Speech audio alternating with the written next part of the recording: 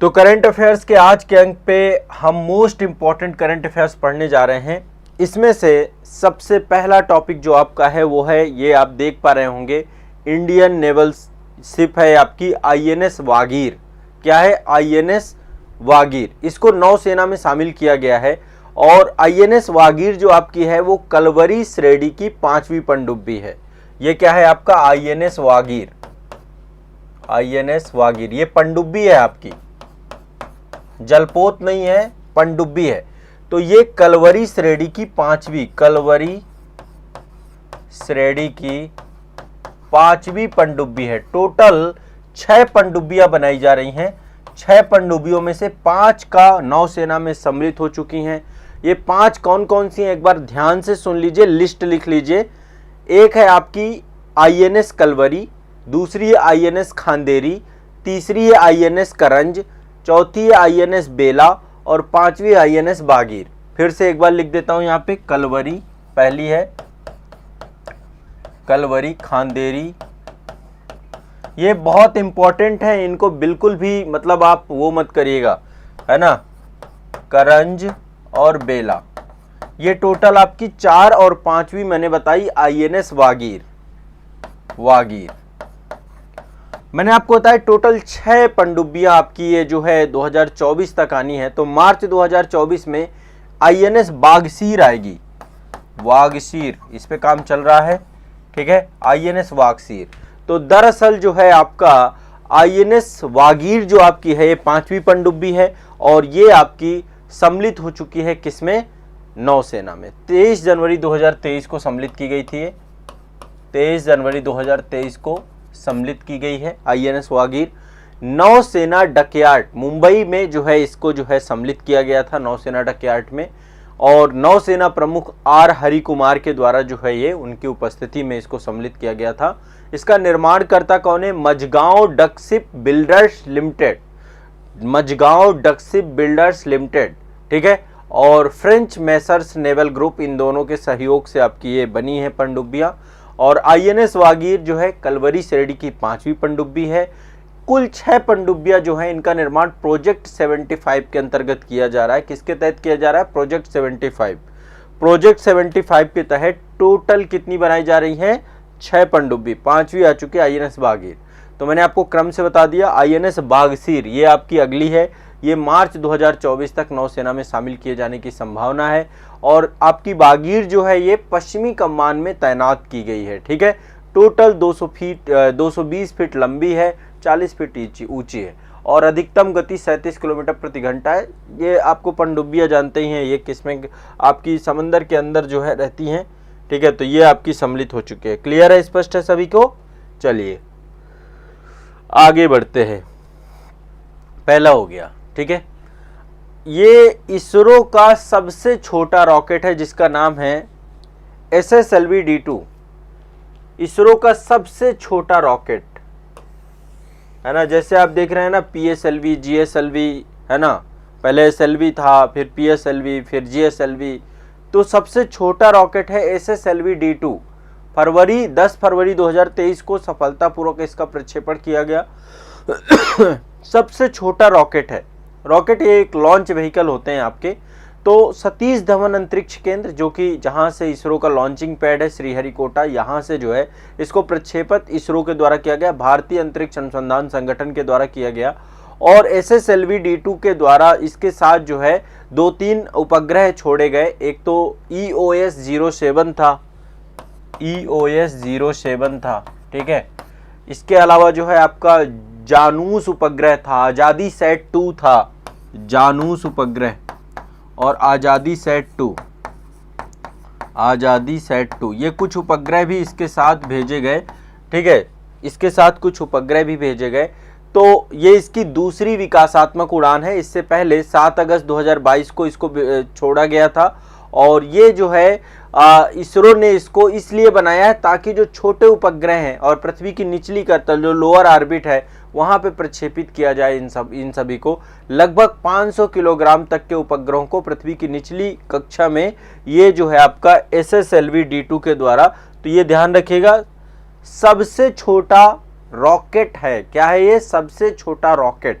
सबसे छोटा रॉकेट है इसरो का, ध्यान रखना है बच्चों, ठीक है। SSLV-2 कुछ पूछा जा सकता है, ठीक है। चलो आगे बढ़ते हैं, आगे बात करते हैं एयर क्वालिटी इंडेक्स 2022 पे। क्या बात करते हैं, 14 मार्च 2023 को ये आपका जारी हुआ था, 14 मार्च 2023 को जारी हुआ। इसको बोलेंगे world air quality report, world air quality report 2022, ठीक है। तो इसमें टोटल 131 शहर विश्व के सम्मिलित किए गए थे और विश्व के सबसे ज्यादा प्रदूषित 3 शहरों की बात करें, वायु गुणवत्ता सूचकांक है, विश्व वायु गुणवत्ता सूचकांक, तो सबसे ज्यादा प्रदूषित में नंबर 1 में चाड है। क्या है, नंबर 1 में चाड। नंबर 2 में यदि हम बात करें तो वो है इराक, नंबर 2 पे है इराक, नंबर 1 चाड, नंबर 2 इराक, नंबर 3 पाकिस्तान, ये सबसे प्रदूषित है। पाकिस्तान सबसे ज्यादा प्रदूषित है, ठीक है। नंबर 1 चाड, नंबर 2 इराक, नंबर 3 पाकिस्तान, ये सबसे ज्यादा प्रदूषित है, सबसे ज्यादा प्रदूषित है। और विश्व के सबसे कम प्रदूषित देश जो हैं आपके, सबसे कम प्रदूषित देशों में है गुआम, गुआम, ठीक है, ये ध्यान रखिएगा, सबसे कम। अब सबसे प्रदूषित राजधानियों की बात करें तो भारत की राजधानी नई दिल्ली दूसरे नंबर पे आती है। पहले नंबर पे चाड की राजधानी अनजामे आती है, चाड की राजधानी अनजामे ये नंबर 1 में आती है। दूसरे नंबर पे भारत की राजधानी, यदि सबसे प्रदूषित राजधानियों की बात करें तो भारत की राजधानी दूसरे नंबर पे आती है। और प्रदूषण के मामले में भारत का 8वां स्थान है, यहाँ पे भारत 8वें स्थान पे है, ठीक है। तो सबसे ज्यादा प्रदूषित चाड है, फिर इराक है, फिर पाकिस्तान है, भारत 8वें नंबर पे है। सबसे कम प्रदूषित गुआम है। और यदि हम सबसे प्रदूषित शहर या राजधानी की बात करें तो नई दिल्ली आपकी दूसरे नंबर पे आती है पूरे विश्व में, ठीक है, ध्यान रखिएगा। PM 2.5 सांद्रता वाले जो आपके आंकड़े हैं उन पर आधारित है पूरी की पूरी रिपोर्ट आपकी। चलिए आगे बढ़ते हैं, नेक्स्ट अगला करंट अफेयर्स आपका, ये जो है यूनेस्को के द्वारा एक लिस्ट जारी की गई है। यूनेस्को ने एक लिस्ट जारी की है 50 आइकॉनिक इंडियन हेरिटेज टेक्सटाइल, यानी भारत के 50 विशिष्ट और प्रतिष्ठित विरासत वस्त्र शिल्पों की सूची जारी की गई है। फिर से यूनेस्को के द्वारा क्या लॉन्च किया गया है, 50 iconic Indian heritage textile, 50 iconic Indian heritage textile, ये किसने जारी किया है, यूनेस्को के द्वारा जारी किया गया है, ठीक है। सितंबर 2022 में इसको जारी किया गया है। 21वीं सदी के लिए हस्तनिर्मित पारंपरिक भारतीय वस्त्रों की सुरक्षा के लिए इसको जारी किया गया है, ठीक है।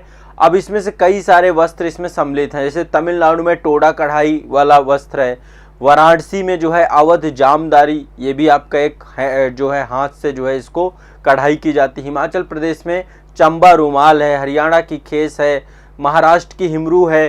तो आपको जो ध्यान रखना है कि यूनेस्को ने जो है भारत के 50 विशिष्ट विरासत वस्त्र शिल्प, विरासत वस्त्र शिल्प, इनकी सूची जारी की है। हेरिटेज टेक्सटाइल है ना, विरासत वस्त्र शिल्पों की सूची इसने जारी की है, ठीक है, ध्यान रखना है। तो भारत में जो पारंपरिक वस्त्र हैं उनको प्रमोट करने के लिए, उनकी सुरक्षा के लिए ये जारी किया गया है। यूनेस्को के बारे में सभी जानते हैं कि इसका मुख्यालय पेरिस में है। 1945 नवंबर में इसकी स्थापना हुई थी और टोटल 195 देश इसके सदस्य हैं, ठीक है। चलिए आगे चलते हैं, एक बहुत इंपॉर्टेंट न्यूज़ है और संभवतः आप इसके बारे में जानते भी होंगे, आपने सुना भी होगा। एक न्यूज़ है आपकी और ये न्यूज़ जुड़ी हुई है अंतर्राष्ट्रीय स्तर पे। अंतर्राष्ट्रीय स्तर पे आपको ये ध्यान रखना है, एक वैश्विक शांति आयोग की बात की गई। ये बात किसने की, मैक्सिको के राष्ट्रपति जिनका नाम है एंड्रेस मैनुअल लापेज अल्बेडोर, है ना। तो इनके द्वारा एक वैश्विक शांति आयोग बनाने की बात की गई कि भाई एक वैश्विक शांति आयोग बनना चाहिए। और इस वैश्विक शांति आयोग में भारत के प्रधानमंत्री नरेंद्र मोदी जी को सम्मिलित करने की बात की गई। ये 3 लोगों का 3 सदस्यीय वैश्विक शांति आयोग बनाने की बात की गई, जिसमें नरेंद्र मोदी जी रहेंगे। ये एंटोनियो गुटेरेस हैं, आपके एंटोनियो गुटेरेस संयुक्त राष्ट्र महासभा के सचिव हैं और ये पोप फ्रांसिस हैं। इन 3 लोगों के, यदि राष्ट्राध्यक्ष की बात करें तो इसमें नरेंद्र मोदी जी भारत के हैं, इन्हीं का नाम सम्मिलित है। तो एक अंतरराष्ट्रीय शांति आयोग बनाया जाए, जहां पे जो अंतरराष्ट्रीय स्तर पे आप देख रहे हैं इतनी ज्यादा आफतें हैं, तो ये मैक्सिको के राष्ट्रपति के द्वारा क्या किया गया, एक ये प्रपोजल दिया गया है, प्रस्ताव दिया गया है, ठीक है।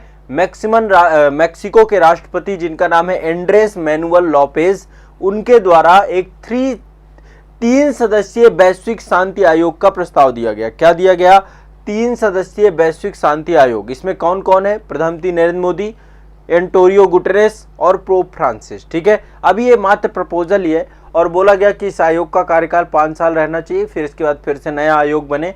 तो पहला आयोग का ये प्रस्ताव आया है सिर्फ, ठीक है, ये ध्यान रखना है। क्लियर, स्पष्ट है सभी को। ये वैश्विक शांति आयोग भारत के लिए बहुत बड़ी बात है और प्रधानमंत्री नरेंद्र मोदी जी की जो छवि है अभी अंतर्राष्ट्रीय स्तर पे, वो अपने आप में अलग है। नेक्स्ट अगला लिखे, एक समिट है आपकी जिसका नाम है world dairy summit, world dairy summit 2022, world dairy summit 2022, ठीक है।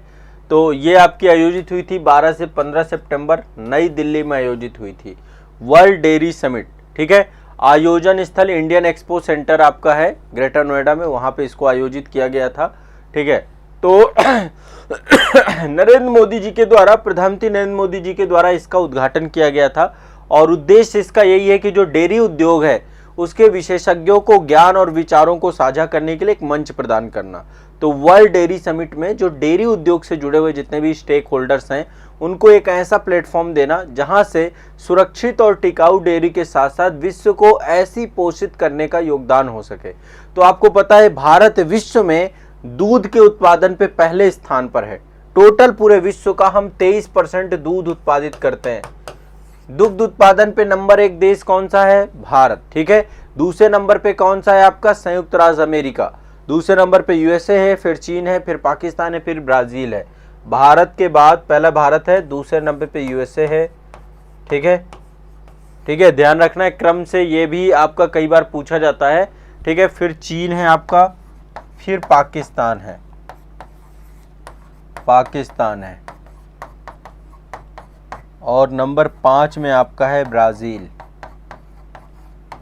तो दुग्ध उत्पादन में भारत विश्व में नंबर 1 है, ठीक है। और सबसे ज्यादा भारत में कौन सा राज्य दूध उत्पादन करता है, सबसे ज्यादा करता है राजस्थान। राजस्थान सर्वाधिक दूध उत्पादन करता है, 15.5% जो है दूध, पूरे दूध का भारत के राजस्थान उत्पादित करता है। दूसरे नंबर पे उत्तर प्रदेश का है, number 1 Rajasthan, number 2 UP. UP कितना करता है आपका, 14.93%। ये भी एक डेटा आपको ध्यान रखना है, ठीक है। और तीसरे नंबर पे आता है मध्य प्रदेश, एमपी, दूध उत्पादन में। Rajasthan, UP, MP. तो टॉप 3 आपकी कंट्री की बात करें तो इंडिया, यूएसए, चीन, और टॉप 3 स्टेट इंडिया की बात करें राजस्थान, यूपी, एमपी। ये डेटा है, चेंज होता रहता है, लेटेस्ट डेटा आपका यही है।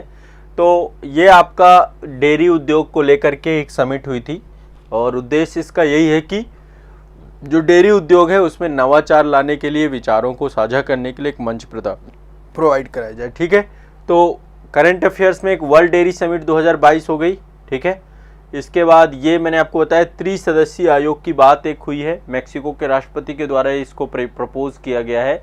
एंड्रेस मैनुअल लापेज जो है मैक्सिकन राष्ट्रपति हैं, उनके द्वारा। मोदी जी, एंटोनियो गुटेरेस और पोप फ्रांसिस, ये आपको पता होगा वेटिकन सिटी में है और ये ईसाई धर्म गुरु हैं आपके। चलिए, और ये आपका इंडियन हेरिटेज टेक्सटाइल को लेकर के 50 आइकॉनिक जो है इंडियन हेरिटेज टेक्सटाइल की सूची यूनेस्को ने लॉन्च की है। इसके बाद ये वर्ल्ड एयर क्वालिटी रिपोर्ट है आपकी, ठीक है। PM 2.5 में ये पूरी की पूरी आपकी रैंकिंग जारी की जाती है। ये आपका SSLV D2 है, ये सबसे छोटा रॉकेट है, सबसे छोटा रॉकेट है आपका SSLV D2, ये आपको ध्यान रखना है। और ये आपका देखिए INS वागीर है, INS वागीर, क्या है आपका INS वागीर, ये पनडुब्बी है, ठीक है। ये सम्मिलित की गई है और इसके बारे में मैंने आपको बताया है कि कलवरी श्रेणी की 5 पनडुब्बियां हैं, कलवरी, खांदेरी, करंज, वेला, वागीर, वाक्सीर, ठीक है। तो ये आपको ध्यान रखना है। क्लियर, स्पष्ट है भाई। आज का करंट अफेयर्स के इंपॉर्टेंट टॉपिक हो गए।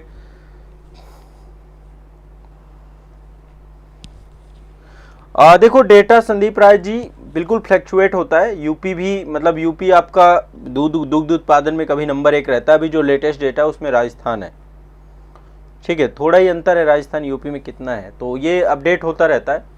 लेटेस्ट डेटा की बात कर रहा हूं मैं।